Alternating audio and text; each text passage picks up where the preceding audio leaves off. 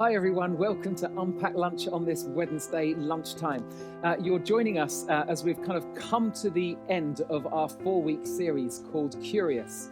And on Sunday, Leon, who was our guest speaker, he was able to speak about what is really the foundation of the Christian faith, the resurrection of Jesus. Jonny, you're here to answer a few questions just around that and the implications of the resurrection too. So Leon said, as part of his talk, that I think quite controversially, that he said that the Bible wasn't the starting point of our faith. It isn't the starting point of our faith.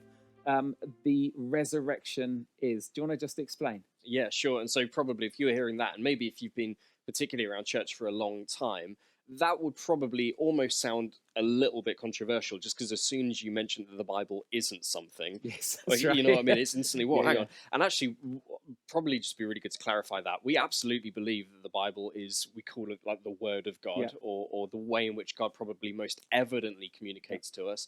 I would say it's like the measuring stick for everything that God says. And so we're going to kind of talk a little bit about that later, because that's really not a new thought either. All we're kind of saying is that actually the Bible isn't the starting point of faith. Actually, there's something that came before the Bible that influenced the Bible, or the Bible came out of. Okay. And so it's a little bit controversial. We're going to be talking about that a little bit as we go on. Okay. But yeah.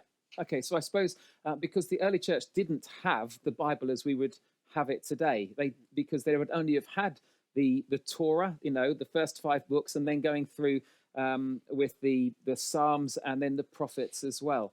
So how is faith built on an event if what we have is the Word of God? Sure. And so the Bible, again, if you call yourself a Jesus follower, if you've been around church, you'll probably know some of this, and hopefully some of this will be chucked in. You'll be like, oh, I didn't quite know that. Bible split up into 2 different parts. There's the Old Testament and the New Testament. The Old Testament, these Old Testament writings, the Jewish faith uses them, made up of the Torah and the writings and the prophets and so on, everything before Jesus. And these would have probably been written between like sort of 1500 BC to 500 BC, for sake of argument. They'd have probably like been all put together probably around one particular area, and that's when they'd have all been pulled together, and I can't remember the date, so I'm really sorry. That makes me sound less smart, doesn't it? But the New Testament was slightly different to that, and so they were all written after Jesus's life. And so Jesus dies, rises again, goes off to heaven, his apostles go out, start this thing called the church, and then the question gets asked, well, how does the church start about what? Around what? Who decides what? Who decides what they believe? And immediately we think, oh, you just go to the Bible because that's what we go to, because that's what we have. But for a fair while, there would have been this chunk of time where it wouldn't have been that simple, because the writings wouldn't have been canonized or collaborated all into this one book that we would have and probably take advantage of. And so probably from about 50 AD to 150 AD, that's kind of when they were being written and getting sort of, put out. And so people kind of debate around when they would have been available or when people would have got them. Obviously, the letters that Paul would have written, because they make up some of the New Testament as well, different places would have had those letters, and they'd have had different visitations, and so they'd have had a bit more knowledge around those things as well. But for a large part, particularly so somewhere like Rome, the church that was exploring and expanding and growing wouldn't have had this thing called the Bible. They would have been linked in together with something different, and that would have been ultimately the knowledge or the thought or the belief that there was a man called Jesus who predicted his own death and resurrection, and he pulled it off. And so there was a whole bunch of disagreement, whole bunch of uncertainty around a whole bunch of different things, a whole bunch of different ideas coming up, but that was the thing that really united them for a whole bunch of a whole lot of time. Yeah, and so I guess that was the message of the early Christians, was just constantly going around saying that Jesus died, that he rose again, and believe in him. Yeah, believe in him. And you can see it in an account in the Bible in Acts 17. We see this with Paul, and so when he goes out and he meets some Greeks, and they have a whole bunch of different pillars of which they worship different gods and the rest of it. And Paul goes and he doesn't quote the Bible. In fact, actually, he quotes different Greek literature. Which actually makes it into the Bible, which is kind of cool. And Paul actually doesn't quote from the Old Testament either. He doesn't quote from a New Testament, because the New Testament doesn't exist as the New Testament. Paul points to the event and he says, actually, I know people who have seen it and you can see it too. And I've met Jesus and you can meet him too. And I know who this unknown God is of this pillar that you've left empty because you're not quite sure if there's something that you've missed. So this is really significant then, that it's built on an event, not on a book. Yeah. And so this whole time period has actually been given a label called the patristic period. And so a couple of weeks ago, we looked at ontological and cosmological. Yes. Now you get to know the patristic period. Very good. Full of patristic things. Yes.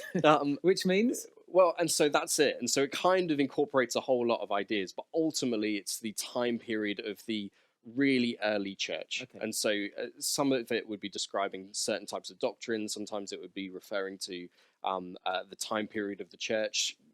Sometimes it would be even potentially even referring to culture in some circumstances. But the patristic period would kind of take up maybe sort of 400 years or 400 years. So anything, for argument's sake, and someone will disagree with me, and someone who really knows what they're talking about will definitely disagree with me. So if that's you, put in the chat, you're welcome, you're fine, you're smarter than I am, well done. But anything from kind of like 100 AD, I'm going to say, to maybe like 450 AD. Some people will get really snooty and say 451 AD, and I'll come on to that. And that's my bit to sort of show how smart I am, just for that one person who's going to watch this and say, actually, it's 200 and something AD from whatever.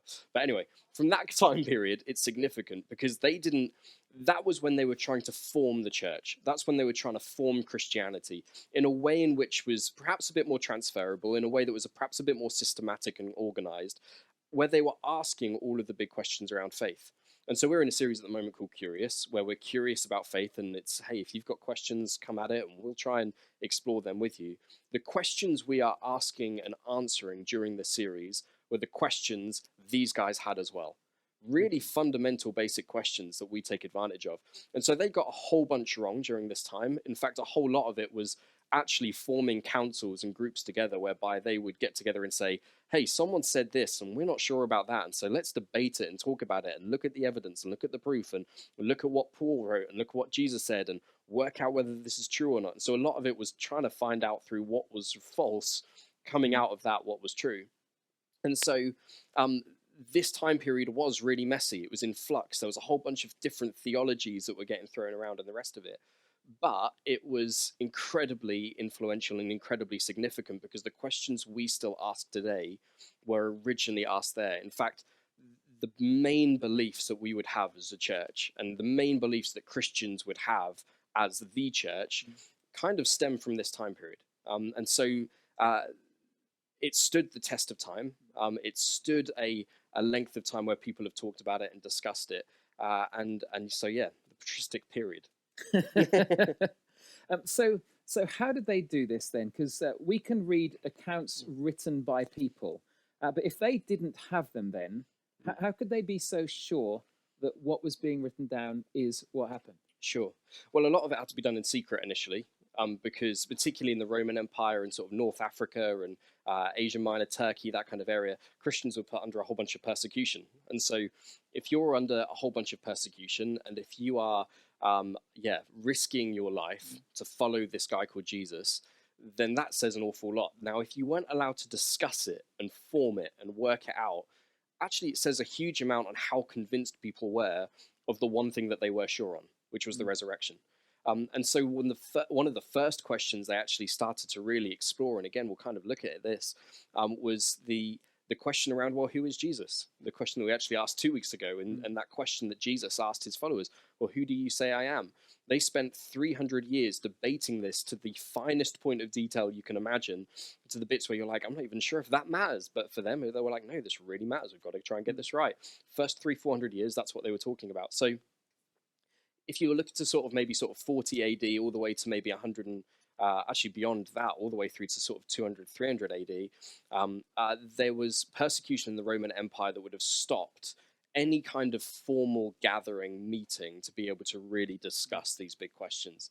And so sort of 250, that kind of time, I'm sort of saying all of these dates, and hopefully you can try and piece them together and cut some kind of timeline.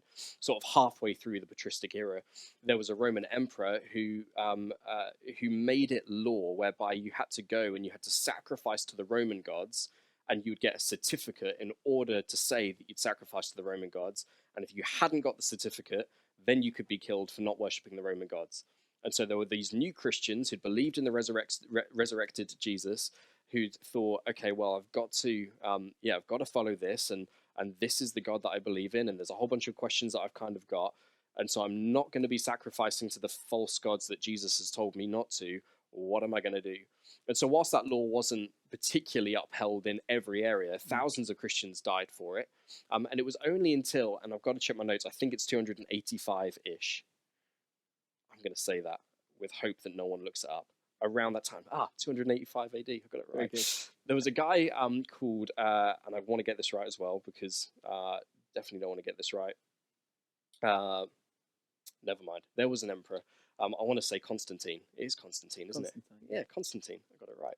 Constantine came into the fray. He was a Roman emperor, and he was the first Christian Roman emperor. And so from that point, everything changed. And there was kind of like these fun stories, and no one really knows how he became a Christian, but there's the story of how he sort of was asleep before this major battle, and Jesus appeared to him in a dream. And it was on each of their shields, they carved in this Christian symbol, the first two letters of Jesus, whereby they'd go into battle and they'd win. And then after this big battle, Constantine just said, hey, Christianity is the way to go. That's what we're going to do now. And so from this point onwards, Christianity really exploded in an organized setting, because all of a sudden these councils, these debates, these discussions, this outworking of these questions could really exist.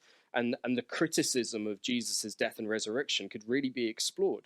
And so at this point, there were the writings that Paul wrote. There was the writings that the apostles wrote, Jesus's followers. There was the accounts of Jesus's life that were written and held. And they could all kind of be merged together, formed together to create the Bible in some kind of way that we now know as well. And they could work out the big questions of faith. And so it was all in this kind of time frame where doctrines or ideas or philosophies or thoughts that the church would teach and have that we would all take advantage now, it was in this time period where it was all being formed. And we owe an awful lot to it, because it stood the test of time. And even a couple of thousand years later, we're still asking the same questions that they were asking and coming to the same conclusions that they had, because we've got a Bible and we can refer to it firsthand. Now, it so happened that the first question that they asked in the first council of Nicaea was this question around who is Jesus. And ultimately, that's really what they came to. There was like the two massive things around that council. Number one is they canonized the Bible. And so they kind of put the Bible together, and you might think, oh, hang on, could they not just pick and choose and pick and choose? The decision that they made around that was that they said, if you were Jesus's apostle, actually you had an authority and the Spirit was speaking through you. Or if you were Jesus, Right. So it's kind of that where they put that together and decided on that.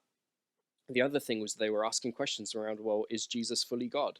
Like, was Jesus God, or was he just a man? Because there were some people who were saying, well, maybe he was kind of like this demigod, like half man, half God. Maybe he was just really powerful. Like, was he a prophet? Was he a man of whom God gave power? And actually, it was in these councils whereby they decided that actually, no, Jesus is exactly who he said he was. And so if you want to read up more about that, then you can check it out. Like, if you type in the quick Google search, Council of Nicaea is one. Council of Constantinople. It's a fun one. Okay. And that one has a high priest called Basil, which I just think is excellent. And so around, the reason I said 451 earlier on, because it really matters. Is because that was like the last big council that people recognized where all of this stuff came around. Okay, so all of this is really kind of significant for where we find our faith today then. Yeah, and I think it is. And so I've rambled on, and if you're still with me, great effort. And maybe you're just listening in because you're like, oh, well, I've never really thought that there was these 400 years after Jesus' life that we never really talk about, because what is there to talk about?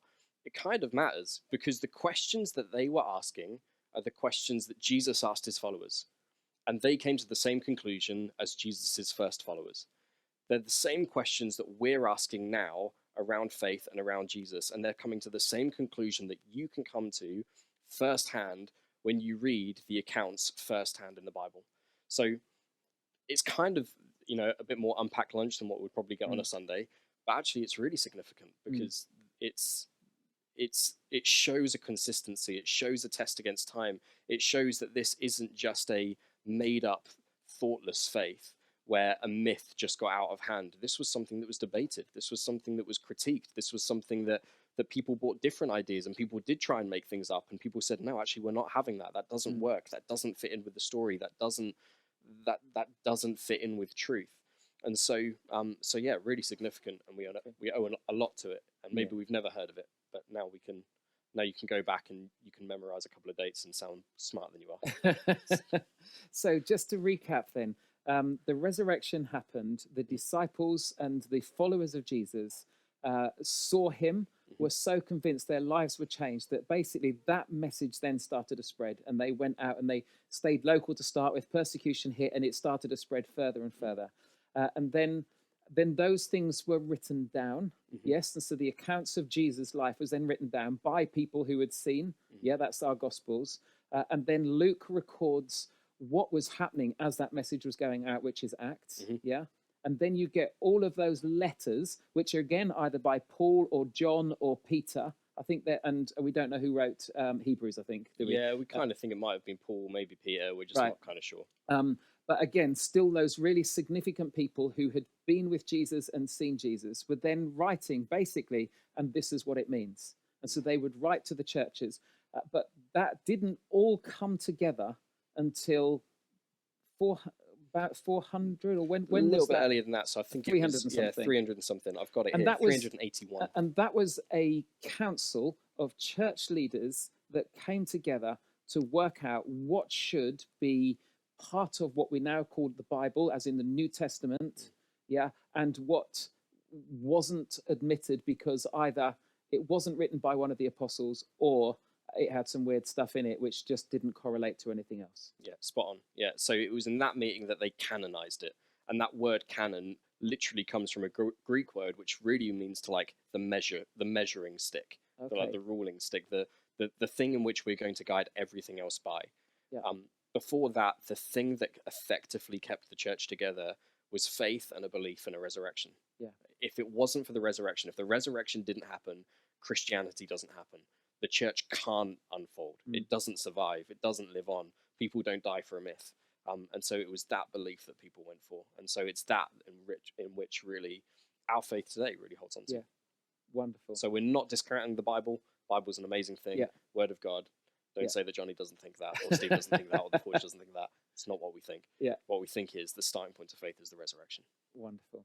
Hey, Jonny, thank you. That was really insightful. That's stuff which I just think it's important to know, because we will get asked those kind of questions by people. Well, isn't it just all made up and that kind of stuff? And Chinese whispers, all of that. And so that's the process that kind of faith comes through to us today, because faith comes by hearing, and hearing comes from the word of God. So that's wonderful. Thank you. Hey, if you've got questions about this, please do drop them in the chat, and we can either pick up on them in the chat if it's a very short question. If it's a longer one, we'll pick up on it next week at the end of Unpacked Lunch, and we'll explore the answers to the questions which you've raised. Thanks so much for joining us. Jonny, thanks again for your insight and for bringing what you have done today. Really appreciate it. And have a great rest of your lunchtime.